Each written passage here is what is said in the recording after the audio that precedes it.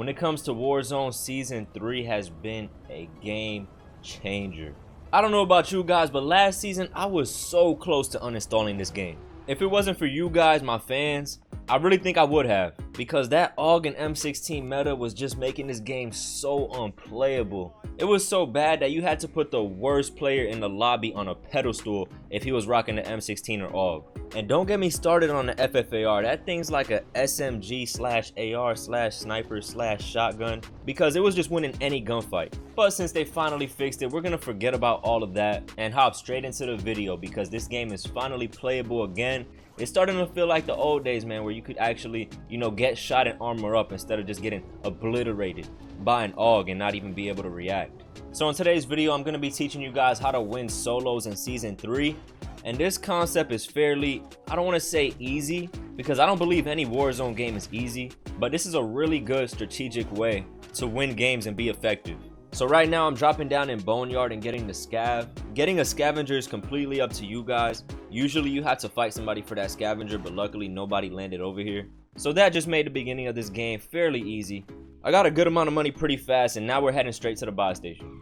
Now a good tip when heading to a buy station, if you have enough money, is to pop a UAV before you actually throw your loadout. Because sometimes somebody might see you and just wait till you hit that buy station, especially if they see you hop out a car. But if you pop that UAV, you're gonna get that heads up on them and they won't catch you while you're getting your loadout. And if nobody's around, you can get your loadout in peace without having to worry about getting shot in the back. Unless of course you get that one guy who grabs Ghost early on in the game, but that's really rare, so we're not gonna worry about that. And as you see here, I popped my UAV and actually seen somebody close by. He was actually watching me, so it was a good thing I popped it. But I seen that he didn't want to push me, so I just grabbed my loadout anyway. Like, why not kill him with my loadout guns instead of ground loot, right? Now it's still early in the game and people are not ghosted yet, so it's still a good time to go hunt and try to get some kills. So right now I'm grabbing a bounty, but if you guys do not feel comfortable pushing people, you still need to find a way to get money.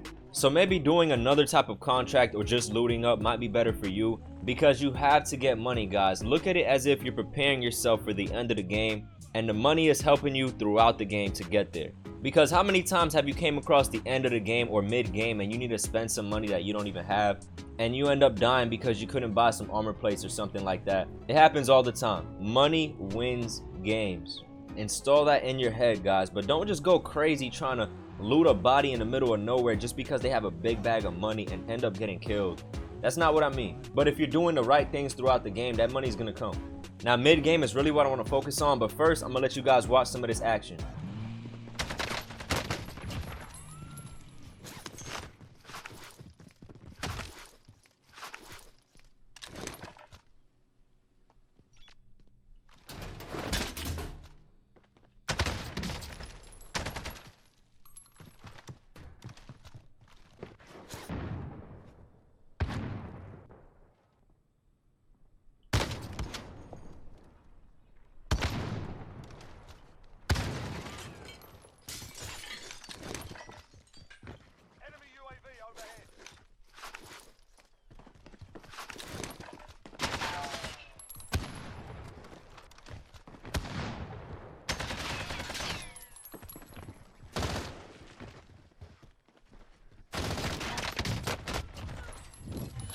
Nigga, you're so.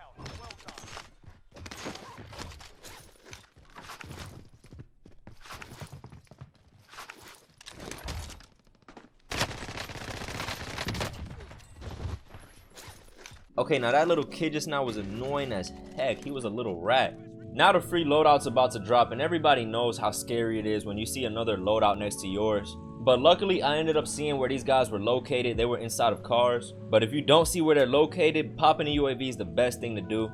As you see, I still popped mine even though I seen this guy in the vehicle, because I really don't like taking that chance. I hate getting killed while I'm getting my loadout. It's probably one of my biggest pet peeves. So before I get my loadout, this guy tries to challenge me. I just get him out of the way. Now we grabbed our ghost, and now we're gonna talk about the mid game. Now mid game is where this thing gets extremely slow, because like I said, everybody just grabs ghost, and you're not going to be able to find these people, bro. It's solos, trust me. You're not going to be able to find these guys. They're going to be in the weirdest of spots.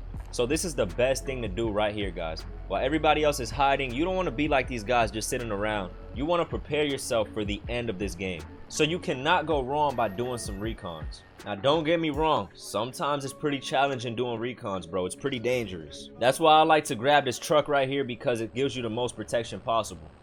Now I started doing recons around the 2nd circle, and I did about 5 of them, which means I reached up to the 7th circle, so I knew where the last circle was gonna be. Now sometimes you might come across that recon that's in a terrible spot, and maybe you don't want to go in that house that it puts you in because there's a guy in there, or whatever the reason is. So if it's in a spot that you feel really uncomfortable going in, just let the time run out. Don't even force yourself unless you really feel comfortable, because sometimes it will throw that recon in a really dangerous spot, and it's just not worth the risk. Now as you see here, I see exactly where the last circle is going to be, but those 2 little square houses where the bounty is not exactly a safe spot.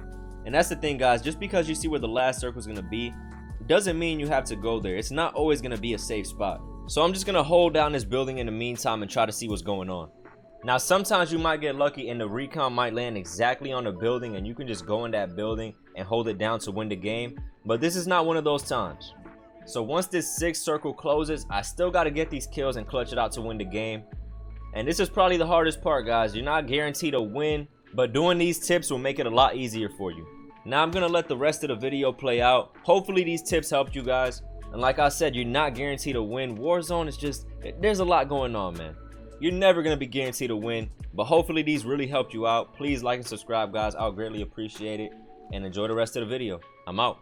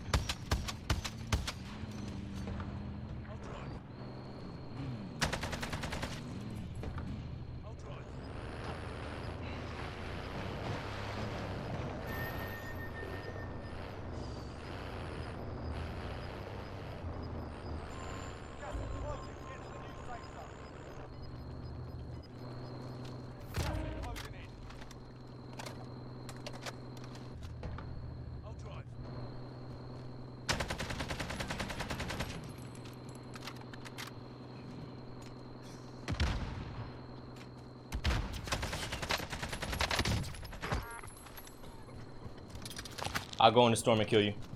Doesn't matter to me.